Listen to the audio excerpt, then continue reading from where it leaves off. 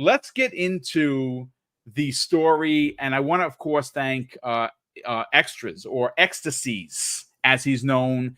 If you don't know who he is, you should probably follow him on the socials. He is at EXTAS1STV. He is a Spanish YouTuber. He is not only well connected, but he's a gentleman gamer.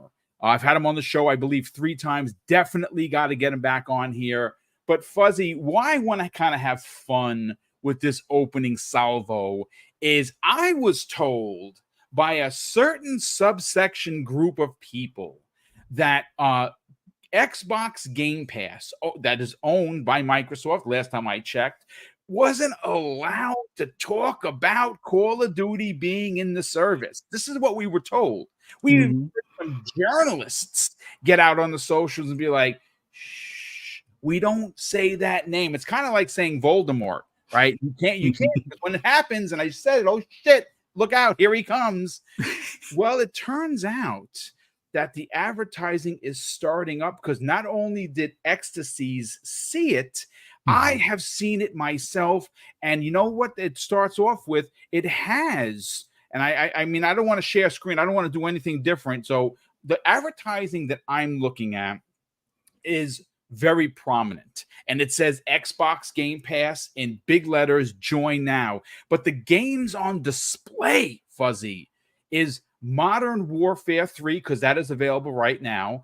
And on the left and right of it, 2 big bangers happening this year, one of which is Call of Duty Black Ops 6 and Indiana Jones. And on, if you start to fan out a little bit, like, you know, you're spreading your wings, you got Diablo 4, you got Halo Infinite, you got Sea of Thieves on the left, you got Hellblade 2, Fallout 76, and a horror game, the Quarry, on the right-hand side.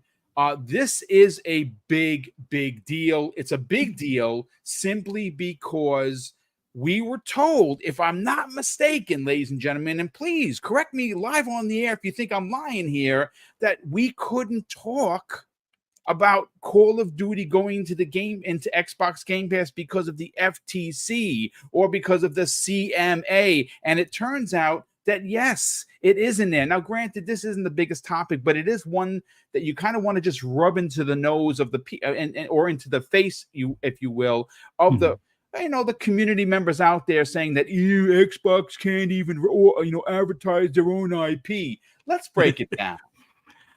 Man, well, we've seen the community, or some in the community, be wrong before. Like there was a lot of stuff going around about how Xbox wasn't going to be at TGS, and looks like that was a lie.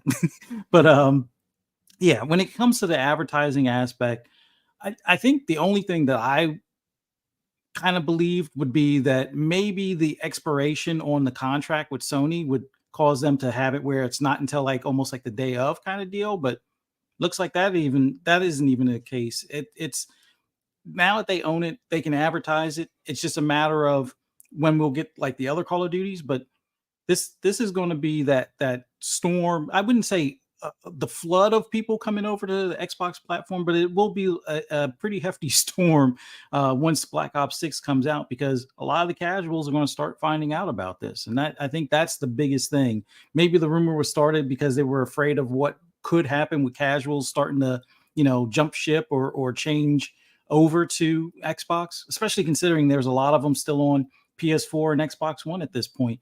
So coming into the next generation, especially if I kind of wish that this one was next gen only, much like the NCAA football. But yep, I think this is going to be the start of people starting to look at, well, I can save this money and then put whatever money I saved into the skins or the season pass or other games that they may enjoy, and then discover some of the unique gems that are in Game Pass. So yeah, as they start to roll out this advertising that Call of Duty is going to be there, as well as all of the other games from first party and some of the third party specials that they get in there day and date.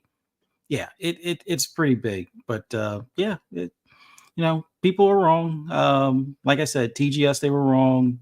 About Starfield, they were wrong, because I know there were some people who are like, oh yeah, Starfield will be on PlayStation by the time Shattered Space come out. Yeah, tell me how that landed. Look, at the end of the day, this is a really big deal. And look, I understand that when I say it's a big deal, is it curing cancer? No. Is it safe? Is it gonna it's stopping world hunger? No, it's not. But there is something to be said about having something as important, as monumental as Call of Duty go into your streaming service, because we were told, Fuzzy, during the trial that there was no way that this could happen. There's no way they're gonna lose the money. There's no way they're putting Black Ops or the next Call of Duty into Xbox Game Pass. They want to sell it.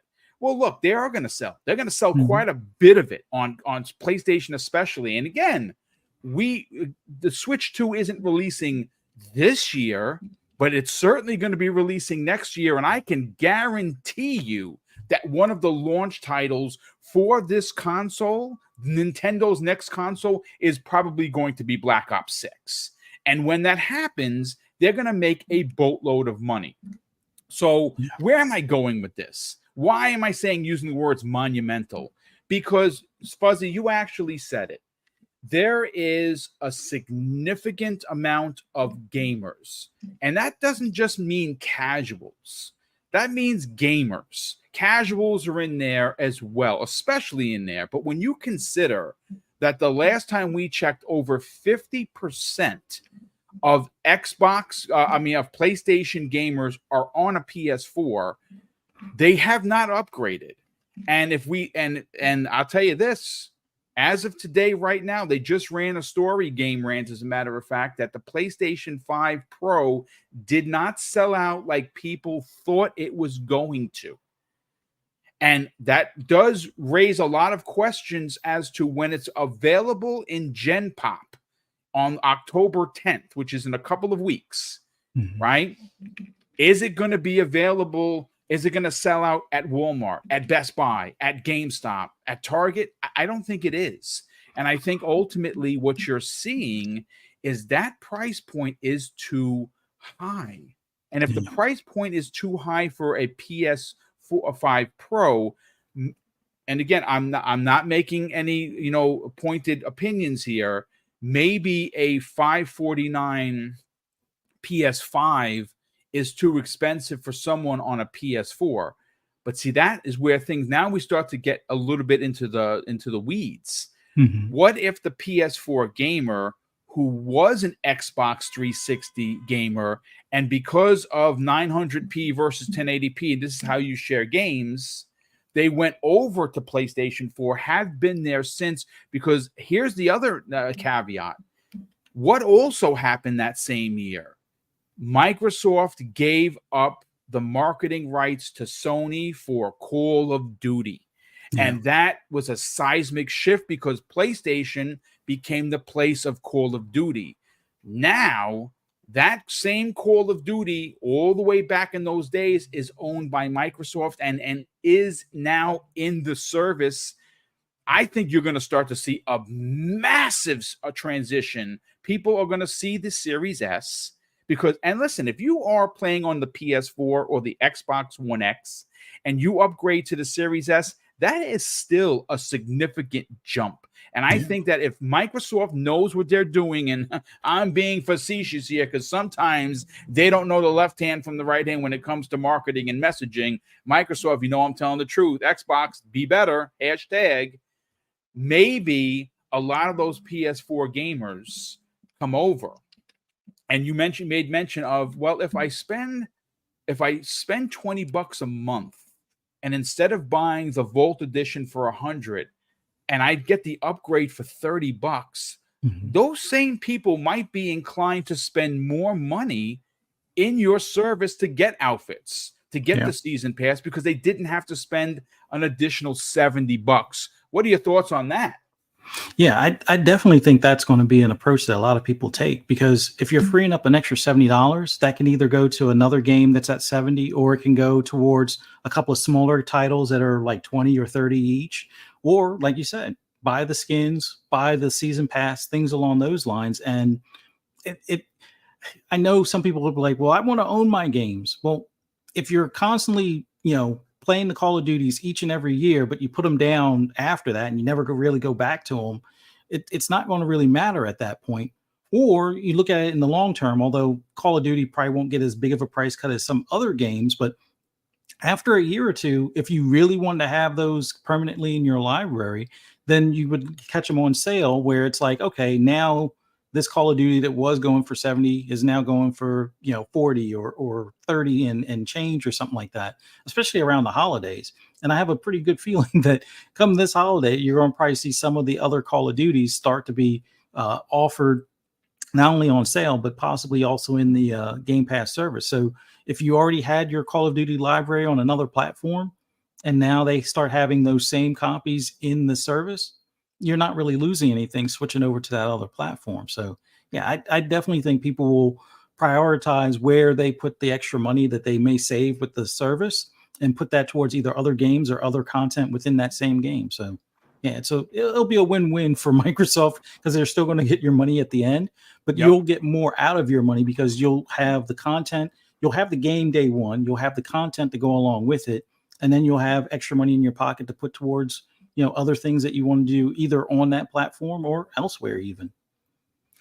Yeah, I'm looking forward to seeing what Black Friday personally looks like. I'm also waiting to see what advertising they're personally going to do with the box artwork, because look, I'm not a marketing genius by any stretch of the truth. Hell, I don't even have a marketing degree, folks. I'm just a knucklehead podcaster, and that's perfectly fine.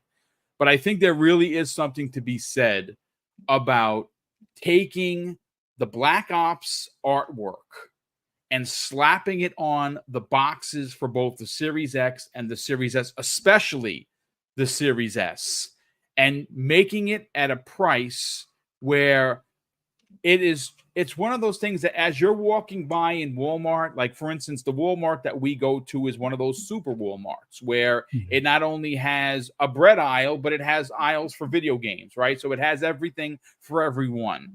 And I think that there is something to be said about piling these up in the electronics section and slapping a $200, $199.99 price tag. And again, you don't have to give the game away. Just give Xbox Game Pass in the box 30 days, play Call of Duty, Black Ops. And if that artwork is on there, people are going to start. Remember, people start Christmas shopping super early. And considering the world that we're currently living in, where we are in a recession that nobody wants to admit that we're in, maybe someone sees it for $200, Fuzzy, and be like, yep, boom, in the cart.